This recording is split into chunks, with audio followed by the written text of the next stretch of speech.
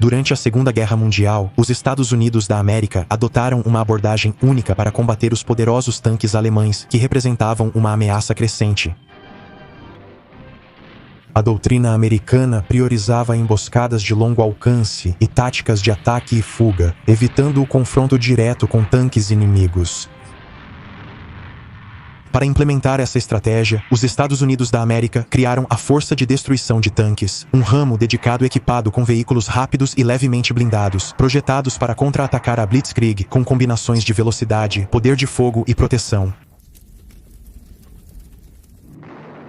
Desde o início do M3, os destruidores de tanques dos Estados Unidos da América rapidamente evoluíram para os poderosos M10 e os rápidos M18 Hellcats.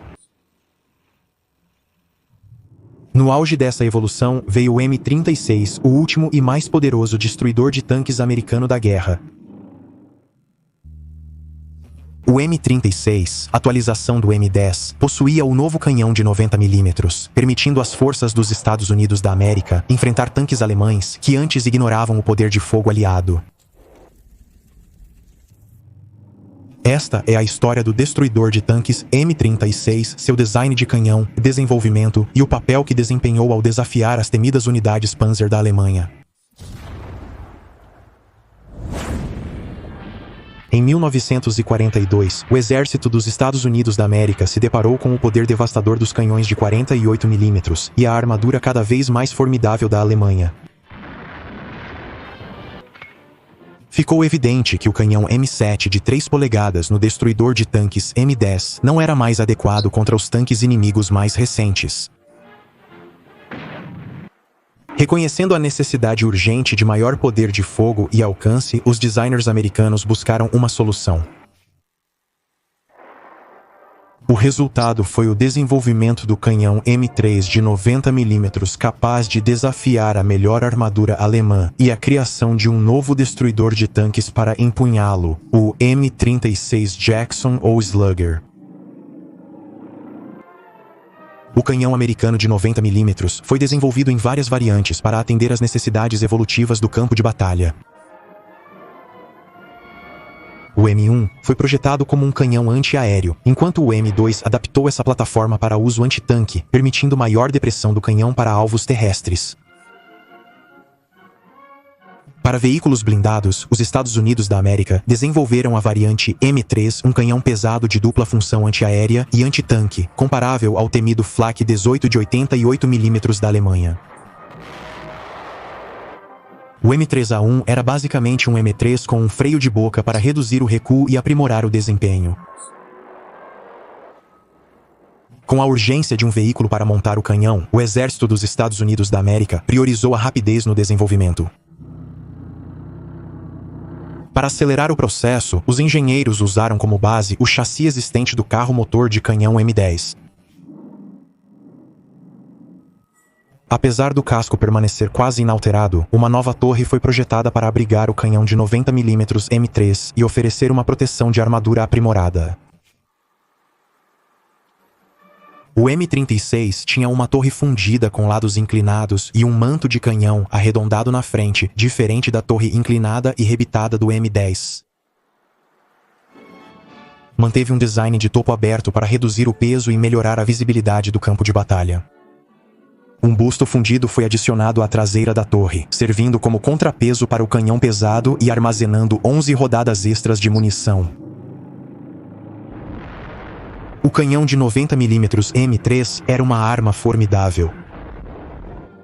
Quando equipado com munição sabot, descartável, estabilizada por aletas perfurante de blindagem avançado, rodadas de sabote descartáveis, estabilizadas por aleta perfurantes de blindagem, ele poderia penetrar até 9 polegadas de blindagem a 1000 jardas, ameaçando até os tanques mais pesados da Alemanha. Seu desempenho balístico também impressionava. Ele poderia disparar um projétil a 3.500 jardas horizontalmente com apenas 1 grau de elevação e atingir alvos a mais de 19.500 jardas a 45 graus de elevação. Esses números refletem a potência e versatilidade que tornaram o M3 um dos canhões antitanque mais eficazes do arsenal americano. Para seu tamanho, o M3 demonstrou uma precisão impressionante como arma. Em testes de controle em distâncias entre 1.500 e 2.000 jardas, o M3 registrou uma dispersão média de apenas 0,015 mm em desvio e 0,0142 mm em elevação. Em comparação, o canhão britânico de 17 libras, embora uma poderosa arma antitanque, mostrou maior dispersão de tiro, 0,0189 mm em desvio e 0,0205 mm em elevação, sugerindo que o M3 oferecia precisão superior. Com munição M82 Armor Piercing Capped Ballistic Cap, o desvio extremo do M3 a 2.100 jardas era de 70 polegadas na vertical e 41 polegadas na horizontal, ressaltando sua consistência e eficácia em combates de longo alcance. Como o canhão de 90 mm M3 se comparava ao temido canhão de tanque alemão de 88 mm Kanonenwagen Kanone 43 L71 conhecido como Longo 88 montado no Tiger II. Comparações diretas podem ser desafiadoras, pois os testes alemães usavam métricas diferentes para medir a precisão, normalmente a porcentagem de acertos em um alvo de 2 metros por 2,5 metros. Porém, os dados de dispersão estão acessíveis. A 2.000 metros, o Kanonenwagen Kanone 43 mostrou uma dispersão média de 90 centímetros na vertical e 70 centímetros na horizontal, refletindo excelente precisão. O M3 de 90 mm, embora um pouco menos preciso com rounds padrão, fechou significativamente a lacuna ao usar munição perfurante de blindagem de alta velocidade munição perfurante de blindagem. Com munição perfurante de blindagem de alta velocidade, sua desvio vertical caiu de 70 polegadas, 177,8 centímetros, para 30 polegadas, 76,2 centímetros, e desvio horizontal de 41 polegadas, 104,1 centímetros, para 17 polegadas, 43,2 centímetros. Com esses projéteis de alto desempenho, o canhão americano M3 superou o famoso 88 alemão em precisão, um feito notável considerando a reputação do Kanonenwagen Kanone 43. Sua penetração melhorada e precisão superior com munição especializada tornaram-na uma das poucas armas aliadas capazes de desafiar a armadura mais pesada da Alemanha. O M36 manteve o casco do M10, mas apresentava uma torre arredondada recém-projetada, com proteção de armadura aprimorada para abrigar o poderoso canhão de 90 mm. Adicionalmente, incluía uma rotação motorizada, uma melhoria notável comparada ao M10, que contava apenas com rotação manual. Em novembro de 1943, o Exército dos Estados Unidos da América concedeu um contrato a General Motors para converter os cascos existentes do M10A1, variantes movidas pelo motor a gasolina Ford GAAA, equipando-os com uma nova torre projetada e o canhão de alta velocidade de 90 mm. Os primeiros modelos de teste foram designados T-71 durante o desenvolvimento. Após testes bem-sucedidos, o veículo foi oficialmente padronizado em junho de 1944 como o porta-canhão motorizado de 90 mm M36. Embora hoje frequentemente chamado de M36 Jackson, há poucas evidências que sugerem que esse nome foi usado pelas forças americanas durante a guerra. O apelido Jackson para o M18, assim como Hellcat, parece ter surgido após a guerra, provavelmente criado por historiadores ou fabricantes de kits de modelos, e não pelas tropas que o utilizavam. O destruidor de tanques M36 padrão foi desenvolvido ao montar a torre recém-projetada, armada com o poderoso canhão de 90 mm M3, no chassi do M10A1, a variante movida a gasolina do M10, equipada com um motor V8 GAA. Essas conversões foram feitas em veículos novos e em M10A1, que voltaram do campo. Para acelerar a implantação e ampliar a disponibilidade, o Exército dos Estados Unidos da América permitiu a montagem de torres M36 em outros tipos de casco. Uma dessas adaptações resultou na instalação da torre no chassi do tanque M4A3 Sherman, criando a variante M36B1. Essa configuração trouxe um casco mais robusto e melhor desempenho automotivo, preservando o poder de fogo do M36. Além disso, a torre também foi montada nos cascos dos M10 padrão, as versões a diesel que usam o sistema de motor duplo 6046. Esta versão foi designada como M36B2. As versões mais recentes do M36 incluíram melhorias, como a adição de um freio de boca para reduzir o recuo e o estampido, além de contrapesos para equilibrar o longo cano. Um bloqueio de deslocamento da arma foi adicionado para garantir sua segurança durante o movimento e reduzir o desgaste na montagem. Os modelos M36, M36B1 e M36B2 foram o ápice dos destruidores de tanques americanos, unindo mobilidade a uma arma capaz de derrotar os veículos mais blindados da Wehrmacht alemã. O M36 entrou em serviço na França em setembro de 1944, tornando-se imediatamente o veículo blindado americano mais poderoso no teatro europeu. A M3 montada no M36 ajudou a equilibrar o campo de batalha para as forças americanas. Com munições padrão perfurantes de blindagem, ele entregou um desempenho comparável ao temido 88 mm usado pelo Tigre I alemão. Mas equipado com munição perfurante de blindagem de alta velocidade, seu poder rivalizava com o 88 mm de cano longo Kanonenwagen Kanone 43 do Tigre II Jagdpanther e Nashorn. Em alcances de combate típicos, o M36 agora podia enfrentar até mesmo os tanques mais pesados da Alemanha de frente. A desvantagem, no entanto, era a logística. A munição perfurante de blindagem de alta velocidade era cara para produzir e permaneceu em falta crônica durante toda a guerra. A maioria das equipes do M36 recebeu poucas munição perfurante de blindagem de alta velocidade, geralmente reservadas para encontros com veículos alemães de blindagem mais forte.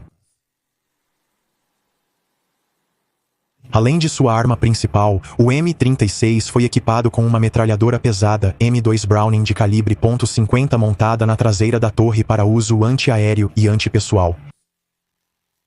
As equipes costumavam modificar essa configuração no campo, movendo o M2 para a frente da torre para melhores ângulos de engajamento, ou adicionando uma metralhadora M1919 calibre .30 na frente, mantendo o M2 atrás.